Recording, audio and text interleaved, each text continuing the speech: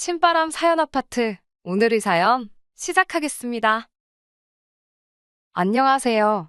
오늘 파혼한 30대 중반의 여성입니다. 부모님께는 아직 파혼했다고 말씀은 못 드렸어요. 어려서부터 제 결정과 선택을 존중해주시는 분들이니까 이번에도 절 믿어주실 거라 생각해요. 친구들에게는 솔직히 쪽팔려서 말을 못 꺼냈고요. 그래도 어디 한 군데다가는 털어놔야 이 쓰린 속이 달래질 것 같아서 이렇게 사연을 쓰게 되었습니다. 남자친구와 저는 요즘 많은 사람들이 그렇듯이 지인의 소개로 만났어요. 처음부터 진지하게 결혼을 염두에 두고 만난 건 아니지만 사귀다 보니 성향도 잘 맞는 것 같았고 관심사도 비슷해서 같이 있으면 시간이 잘 가더라고요. 그렇게 2년 정도 사귀니까 자연스럽게 결혼까지 생각하게 되었습니다. 그러다 얼마 전 남자친구에게 근사한 프로포즈를 받았고 결혼 준비를 시작하게 되었네요. 저희 집안은 늦게 핀 편이에요. 제가 정말 어렸을 때는 유복한 편이었다고 하는데 정작 제가 학창 시절을 보낼 당시에는 아버지의 사업이 부도가 나면서 힘든 시기를 보냈습니다. 제가 고3이 되었을 때는 방 한 칸짜리 다세대 주택에서 세 식구가 살던 시절도 있었어요. 핑계 같지만 상황이 그렇다 보니 저도 공부에 제대로 집중하지 못했고 결국 수도권 대학에 간신히 진학했습니다. 그러다 제가 대학교 3학년이 될 무렵부터 아버지가 재기에 성공하셨고 그렇게 저희 집안 사정도 풀리기 시작했어요. 저도 늦게나마 정신 차리고 다시 죽기 살기로 자격증 공부를 시작했고 덕분에 의사나 변호사까지는 아니지만 그래도 소위 사자로 끝나는 전문직 직업을 갖게 되었습니다. 지금은 현재 모 법인회사에서 4년 차로 일하고 있고 연봉은 8천을 조금 넘습니다. 또래에 비해서 비교적 여유 있는 상황이에요. 부모님 또한 지금은 노후 준비까지 다 되어 계시고요. 여러모로 걱정거리도 없고 부족할 것 없는 상황입니다. 제 나름대로 고생을 하며 보낸 시간이 있어서 그런지 제 가치관 자체가 다른 사람에게 피해주지 말고 자기 인생은 스스로 알아서 하자거든요. 그래서 저희 부모님께도 저한테 재산 물려주실 생각하지 마시고 필요하신 만큼 다 쓰시고 훗날 사회에 환원하시라 했어요. 제 가치관을 말씀드리는 이유는 그런 이유로 제가 악착같이 돈을 모았다는 말을 하고 싶어서입니다. 주변 친구들 돈 좀 번다고 화장품, 명품백 이런 데 돈 쓸 때 저는 정말 한 푼도 허투루 쓰지 않고 열심히 모았습니다. 종잣돈 모아서 나름 투자도 해보고 그렇게 번 돈으로 2억짜리 작은 아파트 하나 가지고 있고요. 현금성 자산도 1억 정도 모으게 되었습니다. 친구 말만 따라 남자만 잘못 만나지 않으면 되는 상황이었어요. 남자친구의 경우 본인 말에 의하면 큰 굴곡 없이 원만하게 살아왔다고 했어요. 대기업에 다니시다 정년퇴직하신 아버지, 그리고 평생을 전업주부로 사신 어머니 밑에서 특별히 큰 고생 없이 자랐답니다. 외동인 저와 달리 남자친구에게는 4살 차이 나는 남동생이 하나 있었고요. 서울에서 세 손가락 안에 드는 대학을 졸업한 남자친구는 미국에서 유학을 2년 정도 했고 한국으로 돌아온 이후에는 시중은행에서 행원으로 일하고 있었습니다. 남자친구는 술, 담배도 하지 않았고 은행원이란 직업 때문에 제가 그렇게 더 생각했을 수도 있지만 성격도 꼼꼼한 편이었어요. 경제관념도 있는 눈치였고 절약정신도 투철해서 여러모로 결혼하면 좋은 남편이자 기댈 수 있는 가장이 되어줄 것 같았어요. 남자친구와 연애하는 동안 한 번도 제가 남자친구보다 월등히 나은 조건이라고 생각해 본 적도 없지만 그렇게 딸린다고도 생각하지 않았습니다. 서로가 서로에게 잘 어울리는 사람들이라고 생각했어요. 제가 더 나은 부분이 있다면 남자친구에게도 분명 저보다 나은 점이 있었으니까요. 모든 사람들이 그렇잖아요. 하지만 남자친구 부모님의 생각은 다르셨던 것 같습니다. 결혼 이야기가 나오고 얼마 지나지 않아 남자친구 아버님의 생신이었어요. 남자친구가 어차피 곧 인사드리고 상견례도 할 건데 와서 얼굴이라도 비추고 가면 좋지 않겠냐고 하더라고요. 그때만 해도 정말 이렇게 파혼하게 될 거라곤 상상도 못했으니까 남자친구의 말이 일리가 있다고 생각했습니다. 근래 골프를 자주 치신다고 하길래 골프 의류 매장에서 신상으로 티셔츠를 선물로 샀습니다. 작은 케이크도 하나 사들고 남자친구 집으로 향했지요. 남자친구 아버지께선 제가 사온 선물을 열어보시더니 아니 티셔츠만 사오면 밑에는 지금 벗고 다니라는 말이냐며 그걸 그렇게 저에게 무안을 주셨습니다. 의도야 그렇지 않으셨을 수도 있지만 처음 인사를 드리러 간 자리인데 그렇게 짓궂게 말씀하시니 어떻게 받아쳐야 할지 모르겠더라고요. 옆에서 보고 있던 남자친구가 기왕 쓰는 김에 좀 더 쓰지 그랬냐며 한마디 얻는데 어찌나 얄밉던지 한 대 쥐어받고 싶었네요. 거실에서 남자친구와 같이 앉아 있는데 남자친구 어머니께서 누가 와서 좀 일 좀 거들라고 하시더군요. 그러니까 남자친구가 너무 당연하다는 듯이 저에게 얼른 가보라는 겁니다. 당황스러웠지만 제가 나는 손님이지 않냐고 100번 양보해도 내가 아직 이 집 며느리도 아닌데 내가 거길 왜 가냐고 남자친구더러 가라고 했어요. 그런데 저를 보고 있던 남자친구의 동생이 원래 이런 건 여자가 하는 거 아니냐고 자기 집에선 남자들은 아무도 부엌에 안 들어간답니다. 요즘 시대가 어떤 시대인데 그런 걸 따지냐고 한마디 하는데 남자친구 어머니가 당신이 뭐 얼마나 힘든 일 시킬까봐 그렇게 절절매냐면서 됐다고 네 도움 하나도 필요 없으니 오지 말라 하시더군요. 시작부터 괜히 책 잡힌 것 같아서 기분이 너무 안 좋았습니다. 니들 도움이 아니라 네 도움 필요 없다라고 하신 말씀도 그게 아들인 남자친구나 남자친구 남동생을 지칭하신 건지 저를 지칭하신 건지 아니면 전부 싸잡아서 하신 말씀이신지 분간이 가질 않았고요. 제가 잘못한 건가 하는 생각이 들기도 하는 반면 동시에 왜 스스로 눈치를 보고 있는 건지 납득이 안 되더군요. 남자친구의 동생은 혼자서 점수를 딸 기회였는데 너무 눈치가 없는 게 아니냐 이러면서 조금 눈치 없다는 소리 많이 듣고 살지 않냐는 듯이 저에게 비아냥대기 시작했고요. 그렇게 입으로 들어가는지 코로 들어가는지 알 수 없는 식사를 마치고는 거실에 모여 이런저런 이야기를 나누게 되었습니다. 남자친구 아버지께서는 저를 유심히 보시더니 쌍꺼풀만 하면 더 예쁘겠다고 하시더군요. 뜻밖의 외모 지적에 당황해하고 있는데 아버님께선 개의치 않으시고 당신이 하고 싶은 말을 계속 이어나가셨습니다. 당신 아들이 미국 물을 먹어서 양옆으로 째진 제 눈을 좋아하나 보다고요.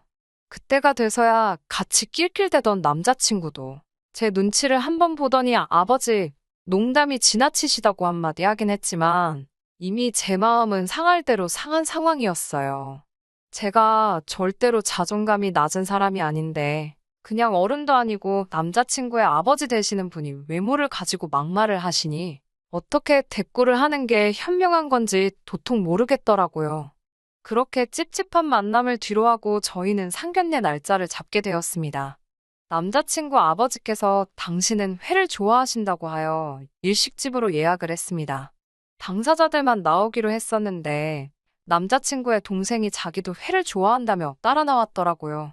상견례가 단순한 외식 자리가 아닌데 그런 이유로 따라 나왔다는 것부터가 철없어 보였습니다. 하지만 어쩌면 한 가족이 될지도 모르는 사이인데 하나하나 경우에 맞게 행동하라고 지적하기도 뭐해서 그러려니 하고 애써 넘겼어요. 양가 식구들이 다 모이고 코스가 하나씩 나오기 시작했습니다. 저희 부모님이 조심스레 먼저 저희 결혼에 관해서 구체적으로 이야기를 나누면 좋겠다고 운을 띄우시더라고요. 그러자 남자친구 어머니께서 다 큰 어른들이 만나서 결혼하는데 알아서 어련히 잘하겠냐고 우리는 걱정하지 말자고 하더라고요. 하지만 좀 더 상세히 의논을 하고 싶으셨던 저희 부모님께서 그래도 식장이라든가 신혼집이라든가 그런 문제는 어른들이 나서서 구체적으로 이야기를 나누자고 다시 한번 말을 이어나가셨어요. 그제서야 남자친구 아버지께서 이제 당신도 은퇴를 하셨고 지금은 어머님이랑 연금으로 생활을 하고 계시다면서 젊은 날 애들 교육에 재산을 다 투자한 탓에 지금은 도와줄 형편이 안 된다고 하셨습니다. 오히려 다 큰 성인이 결혼을 해서 가정을 이루면 부모를 모시는 게 인지상정 아니냐고도 하시더군요. 저희 어머니께서 모신다는 게 혹시 합가를 말씀하시는 거냐고 물으니 합가해봤자 지들도 불편하고 우리도 불편한데 뭐하러 그런 거라냐고 대신 생활비로 100만 원씩 보내면 충분하다고 하시는데 저는 솔직히 그 말을 듣고 너무 충격받았습니다. 어떻게 그런 말씀을 아무렇지 않게 상견례 자리에서 하실 수 있는 건지 이해가 되지 않았어요. 물론 남자친구와 저 둘이 합해서 한 달 수입이 1000 가까이 되는 건 맞지만 그래도 양가에 100만 원씩 드린다는 게 쉬운 일은 아니잖아요. 무엇보다 남자친구는 저에게 한 번도 그런 이야기를 꺼낸 적이 없었는데 남자친구 아버지께서 갑자기 그런 이야기를 하시니 마음의 준비가 전혀 되어 있지 않았던 저에겐 날벼락이 따로 없었네요. 저희 아버지께서 자식 교육이 무슨 부동산 투자도 아니고 어떻게 키울 때 돈을 썼다고 이제 시작하는 젊은 애들한테 돈을 내놓으라고 하냐고 뼈있는 한마디를 하셨어요. 그러자 남자친구의 아버지의 반응은 더 가관이었습니다. 제 이름을 부르며 우리 며느리감이야 원서만 쓰면 톡톡 붙는 지방대를 나왔다는데 그건 집에서 투자를 안 해줬으니 그런 거 아니겠냐고. 그러면 저희 부모님은 당신네와는 상황이 다른 거래요. 막말로 저를 키우는 동안 저희 부모님은 투자를 한 게 아니니까 생활비고 뭐고 받을 돈도 없고 받을 생각도 하면 안 된답니다. 하지만 남자친구는 서울에서도 유명한 대학에 나왔고 이건 바로 부모인 자기들이 그만큼 뒷바라지를 아낌없이 해줬고 교육적 투자도 충분히 했다는 뜻이니 당연히 보답을 요구할 수 있다고요. 30년 가까이 투자를 했는데 이제 와서 이자 좀 받아도 되는 거 아니냐고. 그러면서 저희 부모님은 투자금이 적어서 되돌아오는 게 적으니 어떡하냐는 듯이 말씀을 하시더군요. 그 말을 듣는데 뒤통수를 망치로 한 대 얻어맞은 듯한 기분이었습니다. 오죽하면 처음으로 남자친구와 제 조건을 객관적으로 따져보게 되더라고요. 아무리 생각해도 제가 절대 부족하고 딸리는 상황이 아니었거든요. 계속 이 상견례를 계속해봤자 상황이 악화되면 악화되지 좋을 게 없겠다 싶었고 저는 결국 머리가 아프다는 핑계로 양가 어른들 모두 빨리 자리에서 일어나게끔 만들었습니다. 집으로 돌아온 뒤 친정부모님은 저에게 이 결혼을 꼭 해야겠냐고 물으셨어요. 솔직히 저도 자신이 없었기에 잘 모르겠다고 했고 친정어머니는 아직 청첩장이 나온 것도 아니니 잘 생각해서 결정하라고 하시더군요. 해준 건 많이 없지만 그래도 당신 딸이 남의 집에 가서 천덕꾸러기 취급받는 건 보고 싶지 않다고 하시면서요. 이튿날 남자친구와 만났습니다. 그날 상견례 자리에서 있었던 일도 그렇고 궁극적으로는 이 결혼을 하는 게 맞는지 아닌지 허심탄회하게 이야기를 나눠보고 싶기도 했어요. 만나자마자 남자친구는 어제 진짜 아팠던 거 맞냐며 아무리 그래도 그렇지. 자기 부모님이 엄청 황당해 하셨다며 조만간 찾아뵙고 사과를 드리라더군요. 어제도 분명히 몇 번이고 죄송하다고 했는데 무슨 사과를 또 해야 하냐고 하니 그래도 그건 경우가 아니랍니다. 자리가 자리인 만큼 아무리 아파도 죽을 정도가 아니었으면 어떻게든 참는 게 좋았을 거래요. 참을성 없고 몸이 약한 며느리 이미지를 얻게 되면 어떡하냐고요. 그러면서 한다는 말이 저번에 아버님 생신 때도 그렇고 자꾸 점수가 깎이고 있다며? 이러다 며느리감에서 탈락되면 어쩌려고 그러냐. 너 나랑 결혼 못할 수도 있는데 그래도 괜찮냐. 이러는데 진심으로 욕이 나올 것 같더라고요.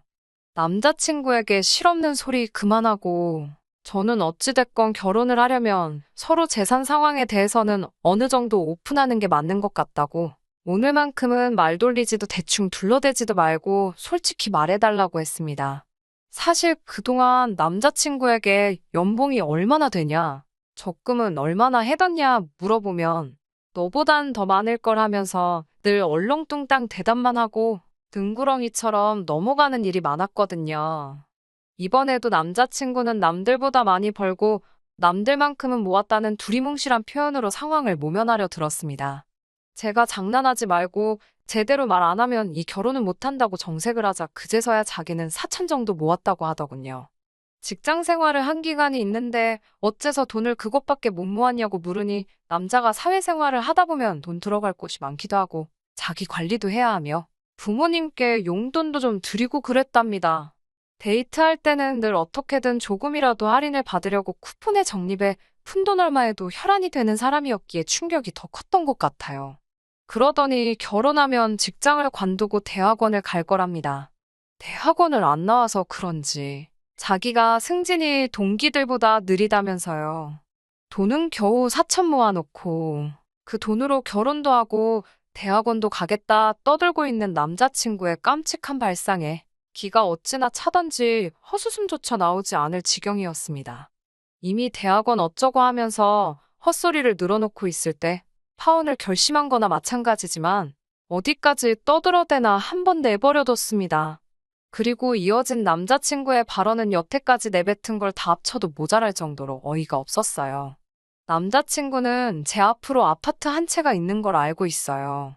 말하려고 말한 건 아닌데 사귀고 얼마 되지 않아 재산세 고지서 나온 걸 남자친구가 우연히 보게 되면서 어쩔 수 없이 오픈을 하게 되었네요.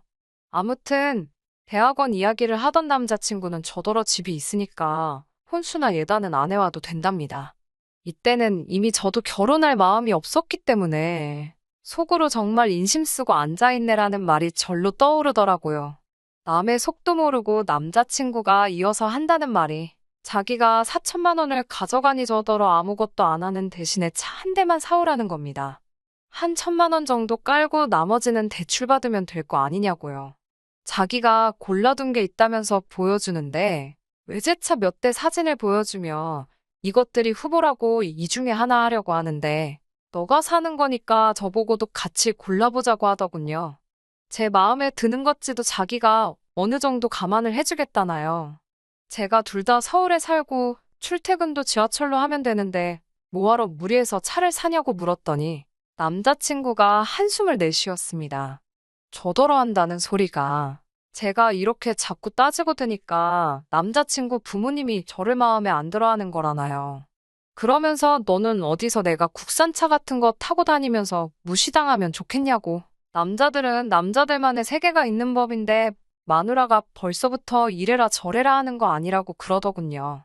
그 말을 듣자마자 진짜 정이 뚝 떨어지더라고요. 제가 남자친구한테 나한테 뭐 돈 맡겨놨냐고 물었어요. 남자친구가 눈을 동그랗게 뜨고는 저에게 그게 무슨 소리냐고 묻길래 가진 거라곤 그 잘난 대학 졸업장 하나밖에 없으면서 너 지금 내 등에 빨대 꽂으려는 거 맞지 않냐고 물었습니다. 이미 파혼하기로 마음을 정한 상태였기 때문에 솔직히 제 입장에서 못할 말이 없었어요. 오히려 저도 할 말이 너무나도 많아 뭐부터 해야 할까 고르고 있었습니다. 그제서야 남자친구도 상황의 심각성을 인지했는지 사실은 그런 뜻이 아니라면서 변명하기 시작했습니다. 그게 그런 뜻든지 말든지 이미 파혼하겠다는 제 결정은 확고했어요. 나에 대한 존중이라곤 눈꼽만큼도 없는 남자친구 집에 시집을 갔다간 제 자신이 얼마나 개고생을 하게 될지 안 봐도 비디오 같다고요. 너가 나였으면 너네 집에 며느리로 들어가겠냐고 하니까 자기도 지네 집에서 부모님이 얼마나 말도 안 되는 걸로 트집 잡고 억지를 부렸고 지금 자기가 얼마나 헛소리를 하고 있는 건지 알고 있는지 고개만 푹 숙여가지고는 그렇다 저렇다 대답도 못하고 있더라고요. 그렇게 벙쪄 있는 남자친구를 뒤로하고 저는 집으로 돌아왔습니다. 그렇게 이틀이 지나고 남자친구에게 연락이 왔습니다. 진지하게 생각해봤는데 자기가 아무래도 처신을 잘못해서 이런 일이 생긴 것 같다며 남편이 늘 자기가 잘해야 하는 거 알고 있다고 진심으로 미안하다고 하더라고요. 제가 남자친구에게 부모님은 뭐라 하시냐고 물었더니 우물쭈물 말을 똑바로 못하고 뭐라 하시냐는 게 무슨 말이냐 묻더군요. 그래서 내가 결혼 없자고 했다는 말 했냐 안 했냐고 따지니까 아직 그건 못했답니다. 제 점수가 깎일까 봐서요.